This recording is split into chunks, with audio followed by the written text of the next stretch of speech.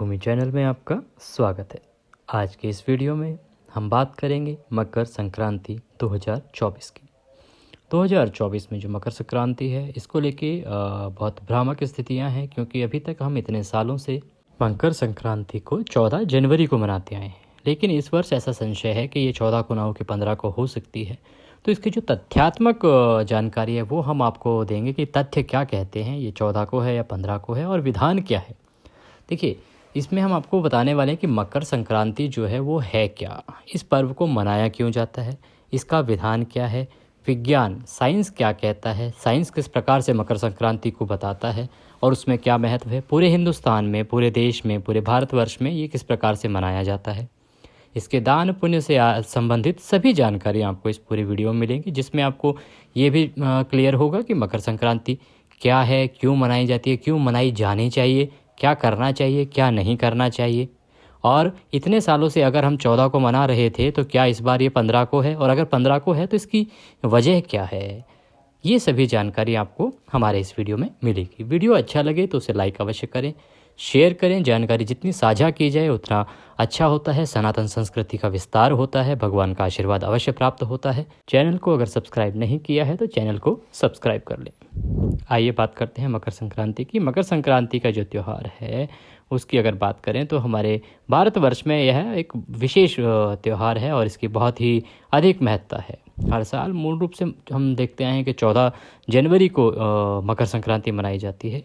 इसी दिन सूर्य के उत्तरायण होने की वजह से वैदिक ज्योतिष शास्त्र के अनुसार मकर संक्रांति पर सूर्य धनु की यात्रा को विराम देते हैं। धनु राशि क्या है कि सूर्य जो है वो जब राशि बदलते हैं अपनी यात्रा में तो वो संक्रांति कहलाती है। इस प्रकार से धनु राशि की जो यात्रा थी, अभी तक धनु के सूर्य थे, वो वहाँ से बदलकर जब मकर राशि में प्रवेश करते हैं तो उसे मकर संक्रांति कहते हैं। ये बड़ी संक्रांति होती है। असल सभी हिंदू व्रत और त्यौहार की जो तिथियां हैं उनकी गणना चंद्रमा पर आधारित पंचांग के अनुसार की जाती है, लेकिन मकर संक्रांति का जो पर्व है वो सूर्य पर आधारित पंचांग के आधार पर ही निर्धारित होता है। एक वर्ष में 12 संक्रांतियाँ होती हैं, जिनमें 4 संक्रांति मेष, कर्क, तुला और मकर संक्रांति ये महत्वपूर्ण मानी गई हैं।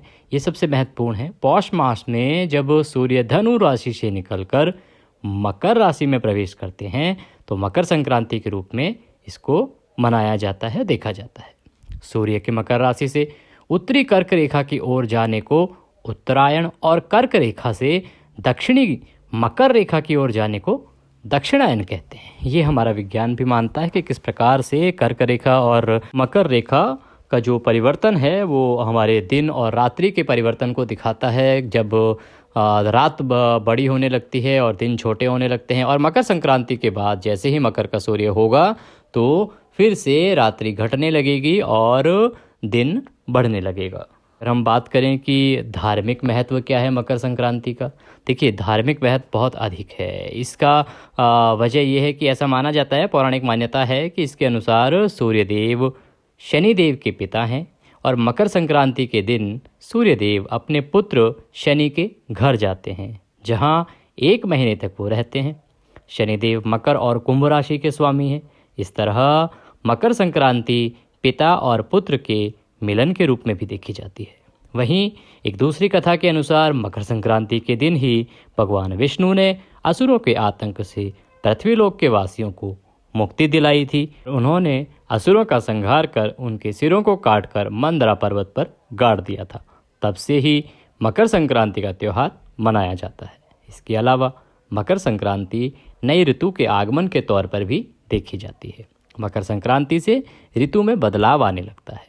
शरद ऋतु की विदाई होने लगती है और बसंत ऋतु का आगमन शुरू होता है। ऐसा कहा जाता है कि मकर संक्रांति के बाद जो शीत ऋतु है, जो सर्दी है, वो उसका सितम कम होने लगता है और धीरे धीरे वह जाने की ओर होती है और बसंत की बहार का आगमन होता प्रतीत होता है। अब जब सूर्य उत्तरायण और दक्षिणायन हमने आपको बताया तो उसमें ये जानना ज़रूरी है कि देखिए उत्तरायण जो होता है वो देवता का दिन माना गया है और जब दक्षिणायन होता है तो वो रात कही गई है। मकर संक्रांति के त्यौहार के बाद से दिन लंबे होने लगते हैं और रातें छोटी होने लगती हैं। सूर्य 1 वर्ष में उत्तरायण और दक्षिणायन होते हैं। शास्त्रों के अनुसार उत्तरायण देवताओं का दिन और जब दक्षिणायन होता है सूर्य तो वो देवताओं की रात कही जाती है।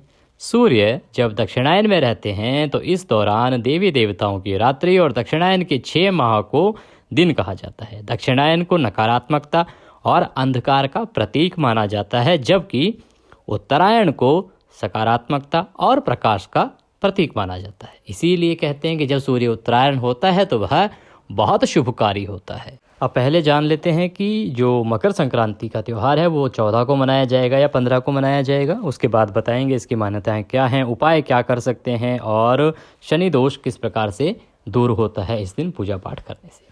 देखिए, अभी हमने आपको बताया कि जो संक्रांति है, संक्रांत का जो पर्व है वो सूर्य के राशि परिवर्तन से तय होता है कि सूर्य किस समय जो धनु राशि से निकलकर मकर राशि में प्रवेश करेंगे।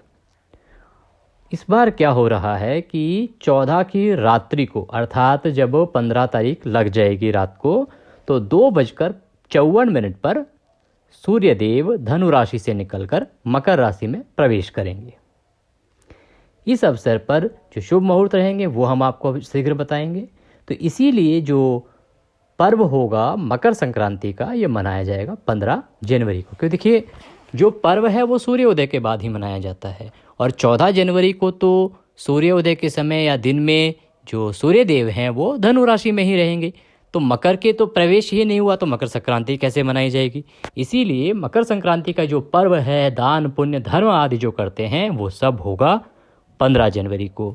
अभी तक 14 जनवरी को होता आया था, लेकिन जैसे रफ्तार बदलती है, समय बदलता है, उसकी जो गणना है उसके अनुसार पल पल पल बढ़ते बढ़ते बढ़ते हम अब 15 जनवरी तक पहुंच गए हैं। और आगे आने वाले वर्षों में, जैसे इतने वर्षों तक 14 जनवरी को संक्रांत होती थी, अब आने वाले वर्षों में क्योंकि पल पल उसमें जुड़ता जा रहा है तो हम 15 जनवरी तक पहुंच गए हैं। अब आने वाले बहुत सारे वर्षों तक ये 15 जनवरी को ही मनाई जाएगी, ऐसी संभावना है। अगर शुभ मुहूर्त की बात करें तो मकर संक्रांति के लिए पुण्यकाल का जो समय है वो रहेगा 15 जनवरी को प्रातः 7:15 से शाम को 6:21 तक।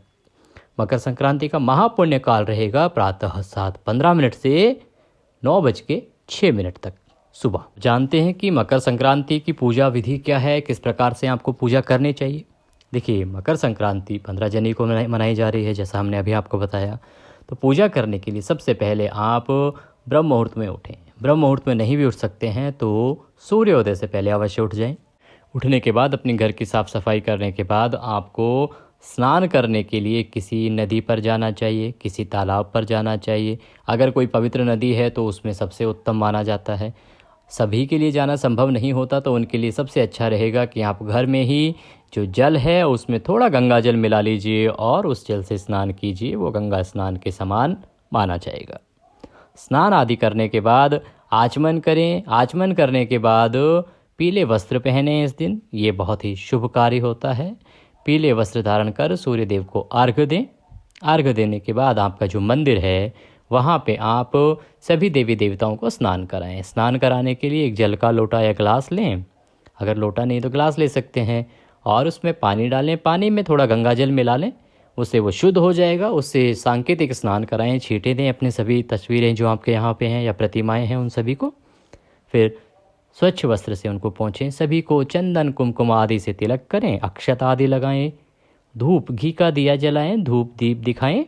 भगवान को अगर पुष्प हो तो पुष्प अर्पित करें और भगवान को नमन करें कि हे प्रभु, आने वाला समय हम सभी के लिए उत्तम हो, हमारी मनोकामनाएं पूर्ण हो, ऐसा आशीर्वाद हमें प्रदान कीजिए। इसके बाद आप सूर्य चालीसा का पाठ करें और आदित्य हृदय स्तोत्र का पाठ करें, यह बहुत शुभकारी होता है। उसके बाद आरती करके दान करें जो आपने दान के लिए लाए हैं। अगर आपका खिचड़ी है तो खिचड़ी दान कर सकते हैं, वस्त्र दान कर सकते हैं, गर्म कपड़े दान कर सकते हैं, किसी गरीब को खाना खिला सकते हैं। जितना हो सके आप दान कीजिए।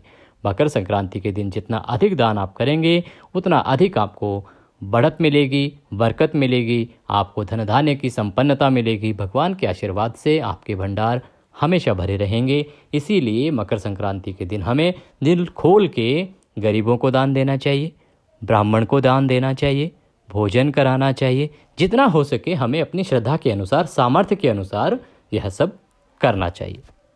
विशेष रूप से ऊनी कपड़े, कंबल, तिल, गुड़ से बने व्यंजन और खिचड़ी दान करना इस दिन अति शुभकारी होता है और सूर्य व शनिदेव की कृपा आपको इससे प्राप्त होती है। मकर संक्रांति पर प्रयाग के संगम तट पर स्नान करने से अक्षय पुण्य की प्राप्ति होती है। मकर संक्रांति पर तिल दान, घी का दान, गुड़ दान और खिचड़ी दान करने से शुभ फलों की प्राप्ति होती है। इस प्रकार से हमें दान करना चाहिए और भगवान का आशीर्वाद प्राप्त करना चाहिए।